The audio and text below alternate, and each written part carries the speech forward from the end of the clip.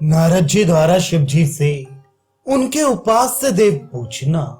सूत जी कहती है, एक समय की बात है, सभी देवतागण मंदर पर्वत पर एकत्र हुए थे। वहां पर गंधर्वों सहित सभी ऋषि गण भी आए हुए थे। अनेक प्रकार के वृक्षों से व्याप्त सुगंधित और विकसित पुष्पों की गंध से दिशाओं को सुशोभित करने वाले और सुमेरु शिखर के समान प्रतीत होने वाले उस रमणीक गिरिश्रेष्ठ मंदराचल के पृष्ठ पर बैठे हुए भगवान कृष्ण और भगवान शिव को देखकर महर्षि नारद मुनि ने हाथ जोड़कर विनम्रता पूर्वक भगवान शिव से पूछा। नारद जी बोले, भक्तों पर कृपा करने वाले तथा तीनों लोकों में वंदनीय देवेश, ज्ञानियों में श्रेष्ठ और विशुद्ध आत्मा वाले आप ही ब्रह्म नाम से जाने जाते हैं। परमेश्वर केवल आप ही वास्तविक तत्व को जानते हैं। जगन्नाथ, अन्य देवता या ऋषि उस तत्व को नहीं जानते हैं। आप तीनों लोकों को पवित्र करने वाली गंगा जी को आदर पूर्वक अपने सिर पर धारण करते हैं और चंद्रमा को अत्यंत सुंदर देखकर आपने उन्हें अपने सिर का आभूषण बनाया है। सर्वज्ञ, इस समय मैं आपसे जो पूछ रहा हूं उसे आप मुझे बताने की कृपा करें। महेश्वर, स्वयं आप भगवान विष्णु और जगतपति ब्रह्मा इन देवताओं की भक्ति पूर्वक उपासना करने से परम पद प्राप्त होता है, तो फिर तप के द्वारा आप लोगों का उपास्य देवता कौन है? आपके समान इस बात को वाणी से बताने में इस भूमंडल में और कोई भी समर्थ नहीं है। कृपा मूर्ति महेश्वर, इस प्रकार के प्रभाव वाले आप लोगों के जो उपास्य देवता हैं, उनके विषय में मुझे भी अवश्य जान लेना चाहिए, अतः कृपा पूर्वक मुझे बताइए। व्यास जी बोले, मुनि श्रेष्ठ जैमिनी, इस प्रकार उन देवऋषि नारद का वचन सुनकर और उस पर बार बार विचार करके महादेव जी ने उनसे ये कहा। श्री महादेव जी बोले, तात, आपने जो बात पूछी है वह तो परम गोपनीय है। ऐसी बात भला आपको मैं क्यों बताऊंगा?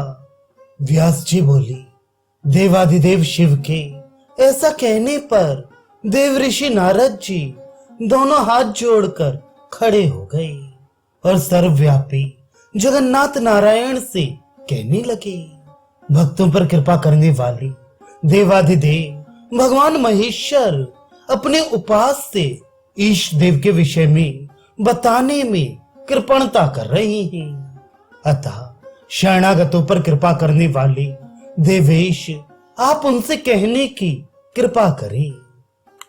श्री नारायण बोले, तात, उस देवता से आपका क्या प्रयोजन?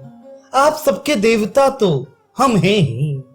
हमारी ही आराधना करके आप परम पद प्राप्त कर लेंगे, अतः हम सबके देवता से आपका क्या प्रयोजन? व्यास जी बोले, इस प्रकार उन नारायण का भी वह वचन सुनकर मुनि श्रेष्ठ नारद हाथ जोड़कर स्तुति वचनों से शिव तथा विष्णु का स्तवन करने लगे। नारद जी बोले, विशेषर देवदेव प्रसन्न होइए। नारायण वासुदेव प्रसन्न होइए। अपने शुभ्र शरीर के अंगों में सर्प रूपी आभूषण धारण करने वाले शिव प्रसन्न होइए। कौस्तुभ मणि से विभूषित शरीर वाले नारायण मुझ पर प्रसन्न होइए।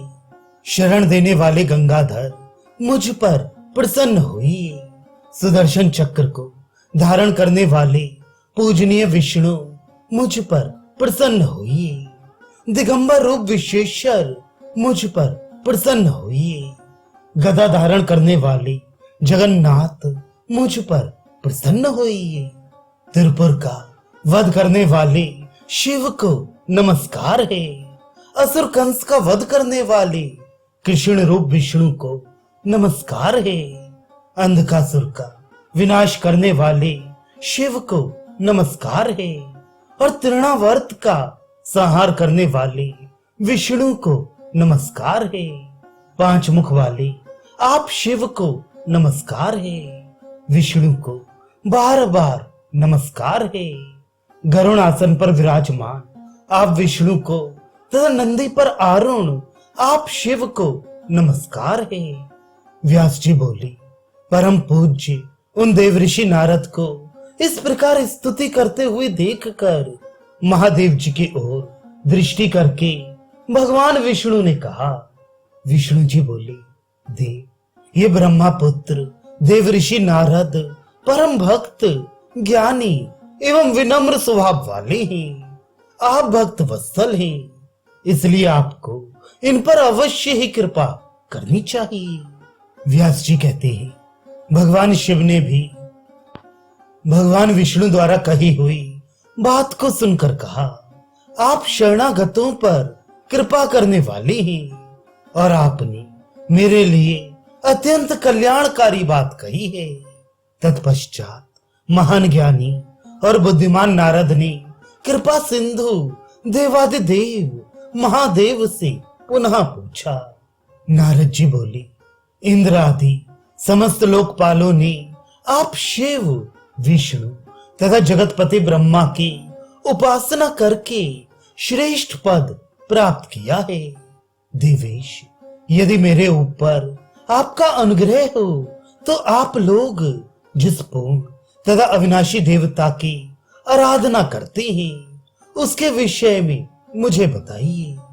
देव, जिसकी कृपा से आपने ऐसा महान ऐश्वर्य प्राप्त किया है, उस देवता के विषय में यदि आप मुझे बताते हैं तो मेरे ऊपर ये आपका अनुग्रह होगा।